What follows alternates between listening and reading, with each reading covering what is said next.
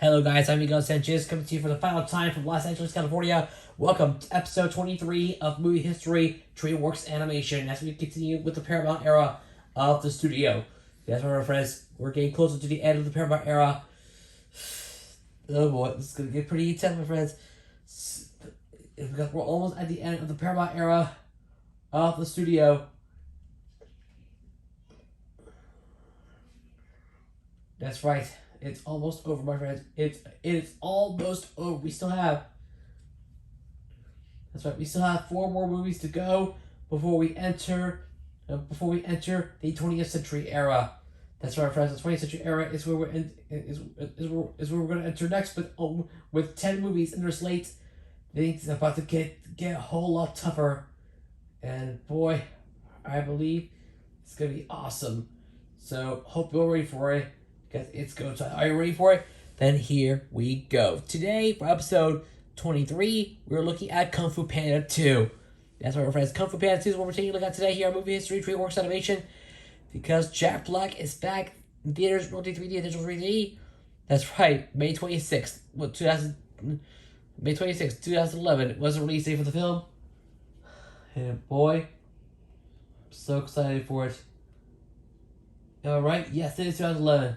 Yeah, as you know, it's one of 2 films released in 2011, and we're gonna get into it today. And for those who haven't seen,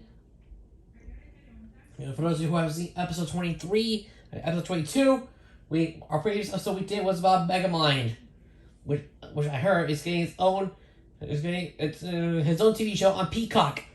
Yeah, streaming service. So if you haven't seen it yet, go watch it right now. The link to the video is up there at the top right corner of the screen. So if you haven't seen it yet, give it a click and watch it right now. Otherwise, sit back and let's get into the video, shall we? Are you ready? Here we go. So, about the movie. Kung Fu Panda 2 is a 2011 American computer animated action comedy film produced by DreamWorks Animation and distributed by Paramount Pictures. It is a sequel to Kung Fu Panda from 2008 and the second installment in the Kung Fu Panda franchise. And speaking of Kung Fu Panda, I already did that a few videos ago.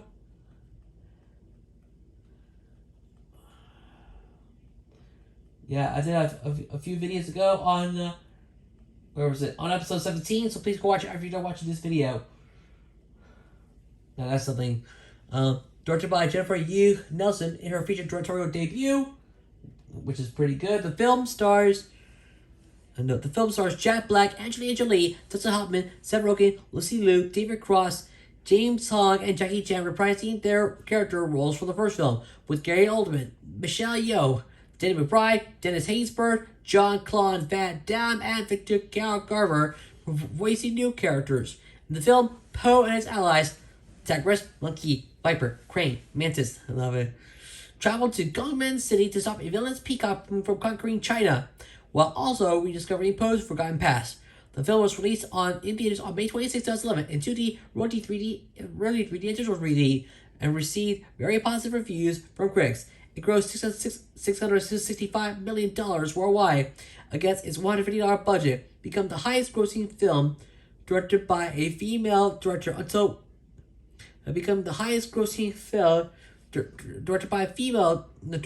Frozen from 2013, which I will talk about in a future episode of my Walt Disney Animation Studio series coming soon. Be able to look over that as well as the highest grossing film solely directed by a female director until Wonder Woman for 2017 by DC Comics. I know. It is also the 6th highest grossing film of 2011. The film was the highest grossing animated feature film of the year and was nominated for the Academy Award for Best Animated Feature at the 84th Academy Awards, losing to Rango.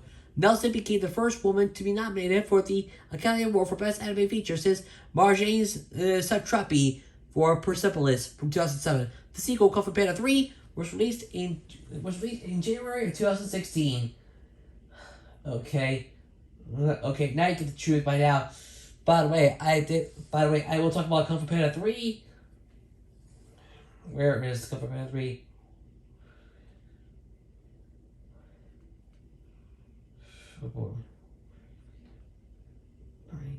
Episode 33. Kung Fu Panda 3 will be on episode 33 when we get to the 20th century era, so stay tuned to the channel for that. Let's move on to the stats, though. Directed by Jennifer Yu Nelson, written by Jonathan Abel, And Glenn Berger, produced by Melissa Cobb, starring Jack Black, Angelina Jolie, Dustin Hoffman, Gary Oldman, Seth Rogen, Lucy Liu, David Cross, James Hong, Michelle Yeoh, David Fry, Dennis Haysbert, Jean-Claude Van Damme, Victor Garber, and Jackie Chan. Edited by Claire Knight, music by Hans Zimmer and John Powell. Production company DreamWorks Animation, distributed by Paramount Pictures and DreamWorks Animation. Release dates May 22nd, 2011 for the Hollywood premiere, and 4 days later, on May 26, 2011, in the United States. Running time was 90 minutes, country is the United States, language is English, budget $150 million, and the box office $665.7 million. Whoa! That's a lot, my friends, that's a lot. Alright, let's get to the plot of the film. The peacock rulers of Gangmin City invent fireworks, but their son, Lord Shen, puts the gunpowder to evil use, overhearing a prophecy that a warrior of black and white will defeat him if he continues. Shen destroys the local giant panda population. Horrified by the genocide, Shen's parents banish them. Some decades later, Shen and his wolf army start to raid villages for scrap metal. Meanwhile, Po is enjoying his new role as Kung Fu Master alongside the Furious Five. Though Master Shifu warns him he has not yet achieved inner peace. When the wolf boss raids the musician's village, Po and the Five intercept him. However, a symbol on his armor gives Po a flashback of his mother. Po visits his father, Mr. Payne, for answers, and the goose reveals that he found Po as an infant in a shipment of radishes outside his restaurant. When no one came forward to claim the cub, Payne adopted Po as his son. Po and the Five are dispatched across the sea to Gangmin City next, after learning Shen has made cannons and used one to kill Master Thundering Rhino, who has left as regent of the city. Shen and his wolves have also captured Masters Ox and Croc, taking over Gangmin City. Boy. Though Shen's gold soothsayer still warns him of his profitable defeat.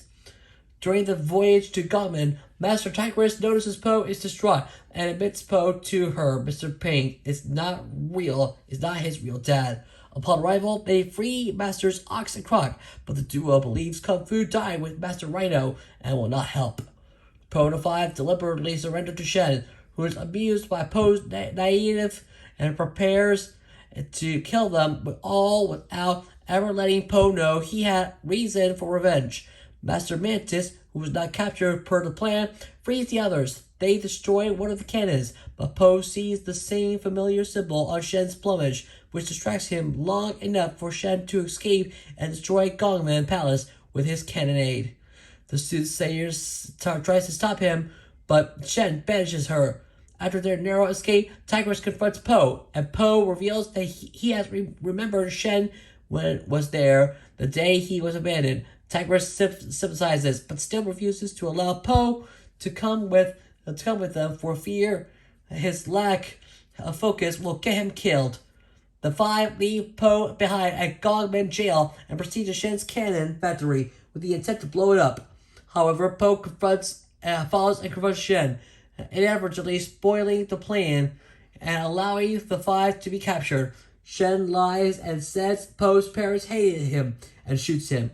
Badly wounded but alive, Po floats downriver and is rescued by the soothsayer. She tells him the truth about the panda genocide and encourages him to embrace his past. Po finally achieving his inner peace is able to recall that his father went down fighting, while his mother hid him in a radish crate and drew off Shen's army so he could survive, sacrificing herself.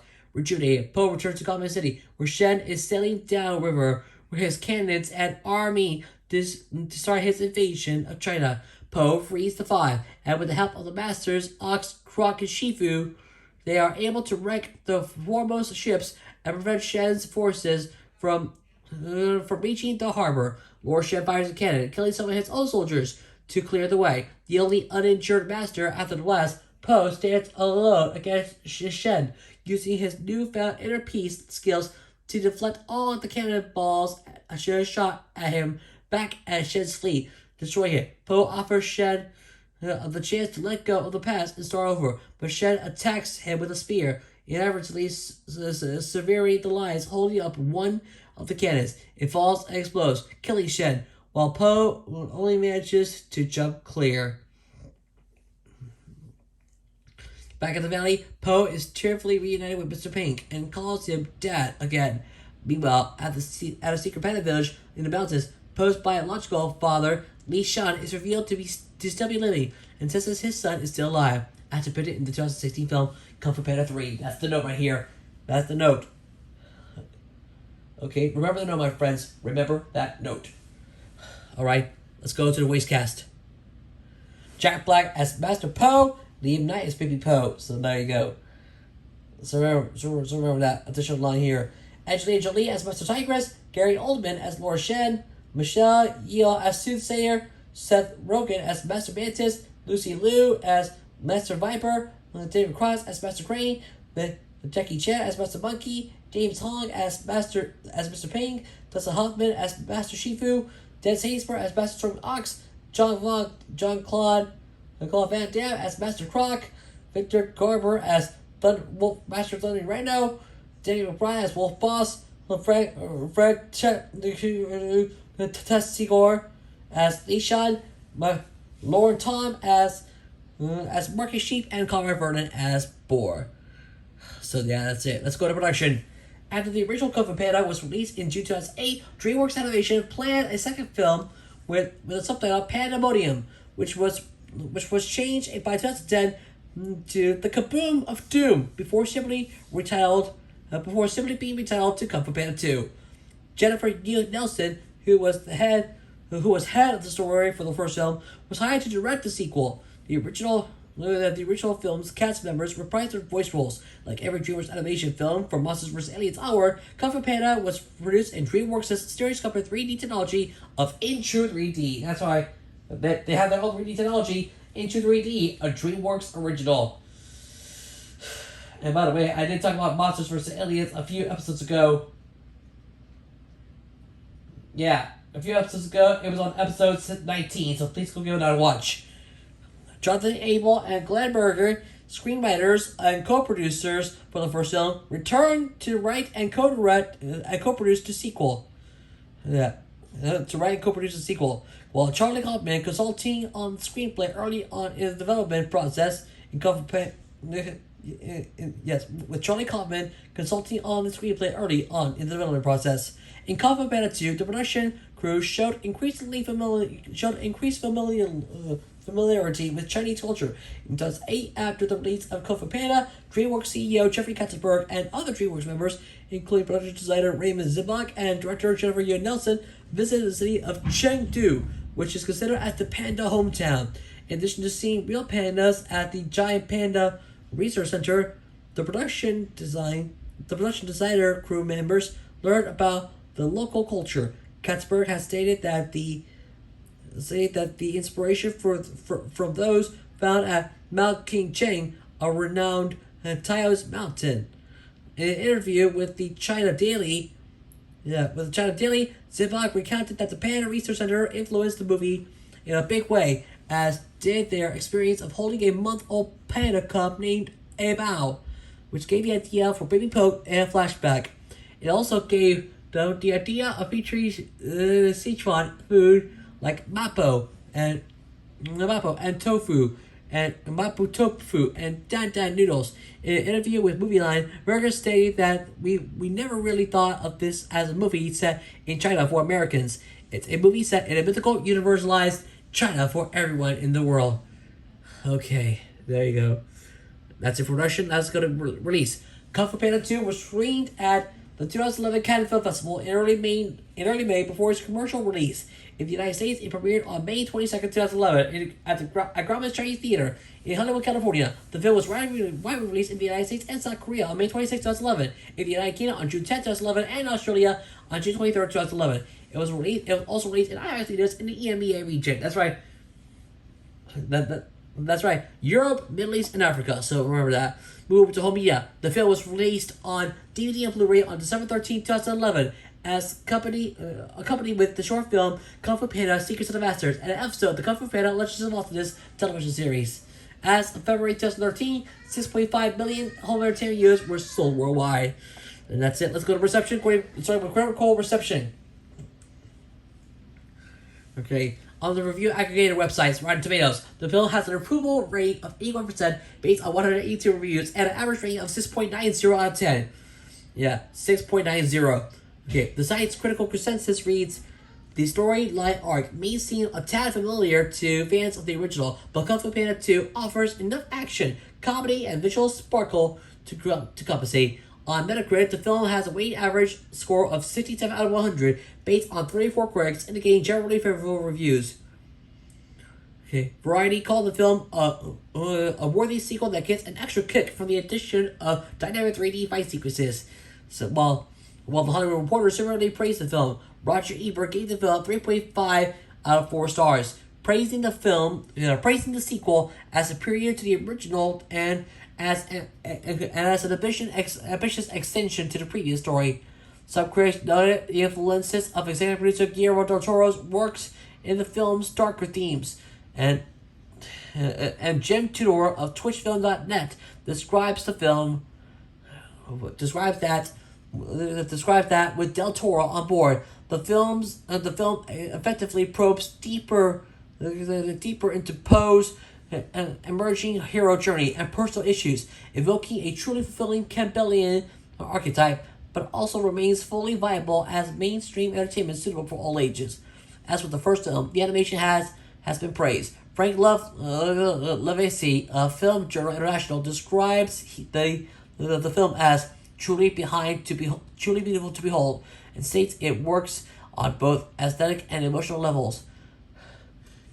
Betsy Sharkey of the Los Angeles Times writes that for Panda 2 is not just wall-to-wall animation, it's artistry of the highest order. Many critics praise Gary Oldman for his voice acting and developed characterization of Lord Shen, with some comparing him favorably to Ian McShane's voice performance as Tai Lung in the original film, with Angie Arrigo of Empire Magazine calling him fabulous and as the featured fiend, and his character animators do his performance proud with a stunning balletic fighting style, the fantail flicking with lethal fascination. Kyle Smith of the New York Post said, "It's a bit hard to be terrified of a peacock.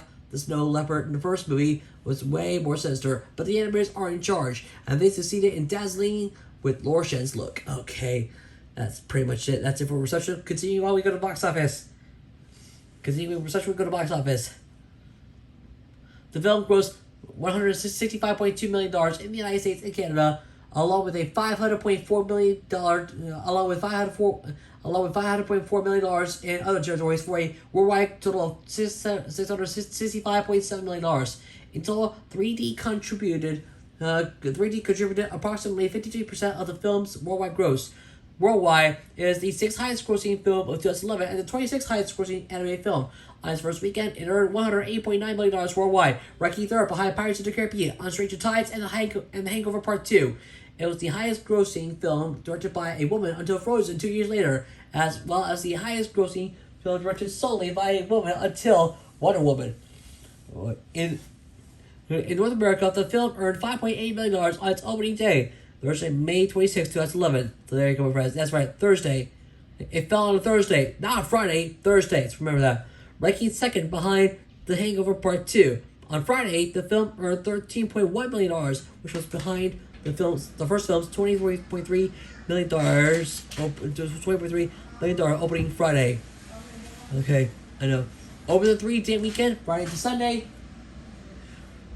the film earned $47.7 million, which was behind the first film's $60.2 million debut, and it finished second place at the box office behind The Hangover Part 2.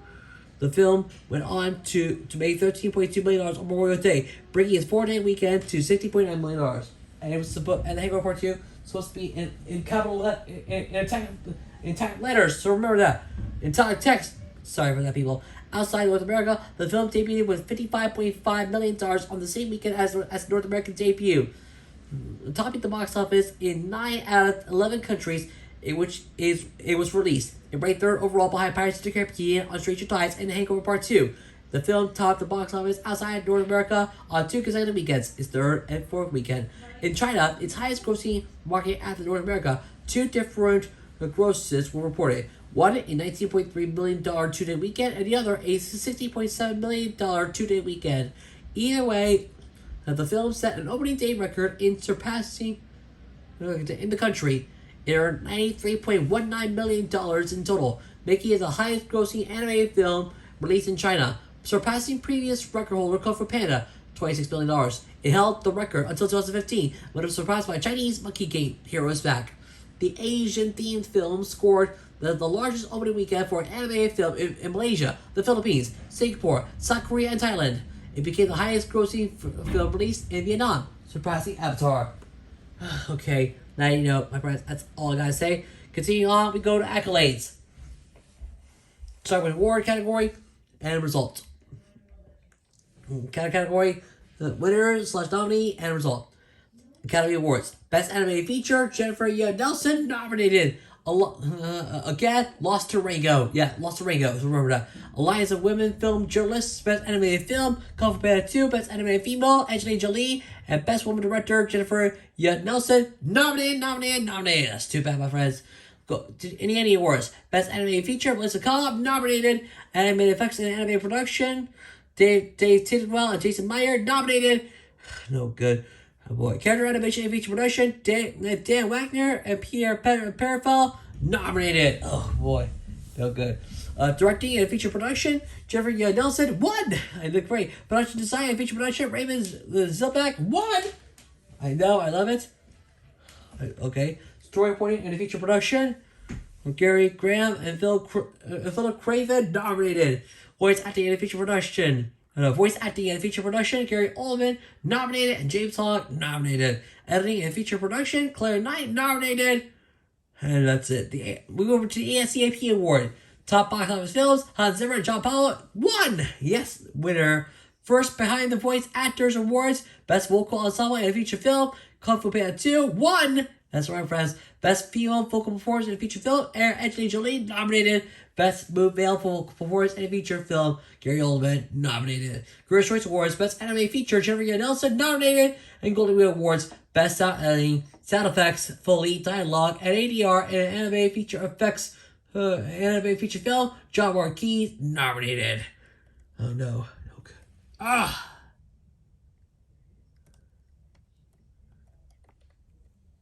There we go. Moving on. Golden Tomato Awards. The Golden Tomato Awards, Best Animated Film, Kung Fu Panda 2, it's their 5th place. Ooh, 5th place, my friends. And the rest is all nominated. Yeah, the rest is all nominated. Different Film Critics Society, Best Animated Film, Kung Fu Panda 2. Houston Film Critics Society, Best Animated Film, Kung Fu Panda 2. And Kids' Choice Awards, Favorite Animated Movie, Kung Fu Panda 2, all nominated. Favorite Voice and for Animated Movie, Jack Black, also nominated. Oh boy. Online Film Critics Society, Best Animated Feature, Melissa Cobb. The People's Choice Awards, Favorite Movie Animated Voice, Jack Black. Producers Guild of America Awards, Best Animated Theatrical Motion Pictures, Melissa Cobb. San Diego Film Critics Society Awards, Best Animated Feature, Best Animated Film, Kung Fu Panda, Jennifer Nelson and Melissa Cobb. Oh boy. Satellite Awards, Motion Picture, Anime or Mixed Media, Kung Fu Panda 2. Center Awards, Best Animated Film, also Kung Fu Panda 2. St. Louis Gateway Film Critics Association Awards, Best Animated Film, Jennifer Nelson. Teen Choice Awards, Choice Movie Animated Voice, Jack Black. The Visual Effects Society Awards, Outstanding Visual Effects in Anime Feature, Motion Picture, Melissa Cobb, Alex Parkinson, Jennifer Nelson, and Raymond Zibog. And Women's Film Critics Circle, Best Animated Females, Kung Fu Panda 2, all nominated. That's right, they all lost. So, sorry people. Now you'll see about that. Moving on to marketing. DreamWorks Animation has invested $100 million in creating promotional partners and building up market for its films. For Kung Fu Panda 2, TWA has partnerships with McDonald's, AT&T, Best Buy, General Mills for cereals, Sunkist, Sunmaid for raisins, Airheads for candy, Hitwater and HP, which is Hewlett Packard. Remember that. The film's characters are used in products and advertising campaigns across various media. The studio is also pursuing social media efforts to promote the film. DWA partnered with House Foods America to brand its products, notably tofu, with advertising of the film. Variety reported that the partnership was the first ever between a film studio and a tofu company. The studio also enlisted the parade balloon of Poe for the Macy's Thanksgiving Day Parade to tour in 6 cities, concluding with Los Angeles over Memorial Day weekend in late 2011. Merchandise was also produced for the film. Fisher Price for toys, THQ for video games, Hallmark for cards, and Gem Sportswear for apparel. Publishers VTech, Payment Books, Dalmatia Press, and AP Entertainment released books tied to the film. Alright, let's move over to the soundtrack. Kung Fu Panda 2 is the soundtrack of the film of the same name.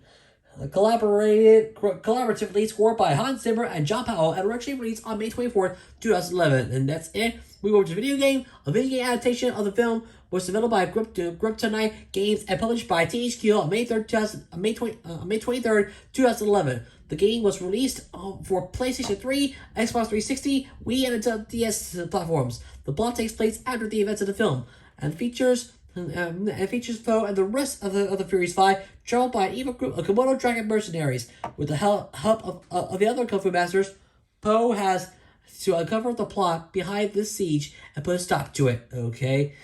And finally, to close out this episode with the sequel, Kung Fu Panda 3, was released on January 29, 2016. It was directed again by Jennifer Nelson and was produced in co-production with the Chinese American studio Oriental DreamWorks, which at the time is currently known today as Pearl Studio. That's right, Pearl Studio, responsible for creating Abominable. Yeah, responsible for creating Abominable. So, yep, I'll get to that in future episodes. Please keep an eye on this PS4 coming soon, as you know, according to the episode count. According to the episode count, it'll be on episode 38 of the show. Yeah, episode 38, so be on the lookout for that coming soon. But yeah, that's it. That's the end of Kung Fu Panda 2. That's rating for the film. I gotta say, Kung Fu Panda 2 is definitely an all-time favorite film. And I gotta say, it's definitely a must-watch for everyone. So glad to have everyone be ready for whatever adventure awaits you. So excited to see it. Unfortunately, of course, the film is currently available on Netflix, but not for long. I'm not saying it's on Netflix, but I won't be saying it for long. So too bad. But it'll be leaving on March 31st, so you get the point by now. And so with all that being said, at the end of the day, I'm gonna give Kung Fu Panda 2 a score of 10 out of 10. Perfect score. Yes, I gotta say this to you. Kung Fu Panda is definitely one of my all-time favorite movies of all time, and boy, I really love it so much. Thank you so much, DreamWorks. You totally deserve it. And, yes. You totally deserve it. However, it's just my personal conservative opinion. Feel free to agree or disagree in the comment section below. With all that said, that's it for today. Thanks for watching an episode of Movie History, DreamWorks Animation. I hope you guys had a lot of fun. I can't wait to see you lovely faces again real soon for the next exciting episode of the show. Next time I see you will be in Hawaii, so stay tuned for it coming soon. And also, stay tuned for Season 2, Day 5 of the Motion Watch League coming out later today. I might, if there's not enough time, I'll sell it for next time. But fear not, we will get through this together. I know, it will happen. The next battle on Saturday's Fantasy will be Laura Maddox versus Agretzko. So get ready for it, coming your way real soon. And also coming soon, we have a new episode of Rob Geo 047 Hours Long History Retold, where that episode will be about PBS Kids. And it was requested by Bish2378. So be looking for that, as well as the start of our new Moshi monthly series, which is Moshi Springtime. So stay tuned for that as well. It's going to be awesome for the rest of the schedule. Check out some other companies on the channel. But for now, though, I got to end right here. Thanks for watching. I'm Big Sessions. You be yourself, and I'll see you next time on Movie History, DreamWorks Animation. Be on the lookout for the next episode coming soon. Episode 24 will be about Puss in Boots. That's right, the Shrek spin-off film. A spin-off film to Shrek. I can't believe it, guys. So this should be pretty good. That's right. Looking good never looks so good. So stay tuned for Puss in Boots. Again in 3D, in theaters, Realty 3D, in 2D theaters, Realty 3D, and IMAX 3D. So again, Puss in Boots coming your way real soon. Episode 24, Movie History, DreamWorks Animation. Besides, we first saw Puss in Boots in Shrek 2, which I already talked about on episode 9 of the show. So please go give it a watch. And if you have the chance, definitely go give that a watch.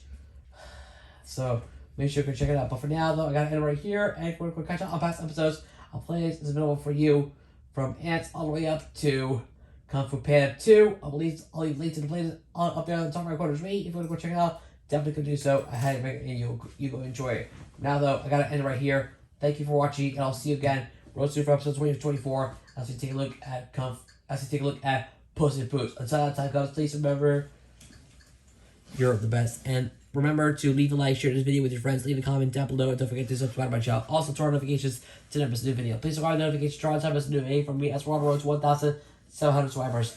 Thanks for watching. Have a good day. I'll talk to you guys again next time. I'm Because Sanchez for the final time here in Los Angeles. Thanks for watching. Have a great day. Like, share, subscribe. I'll see you guys in another video. Laters.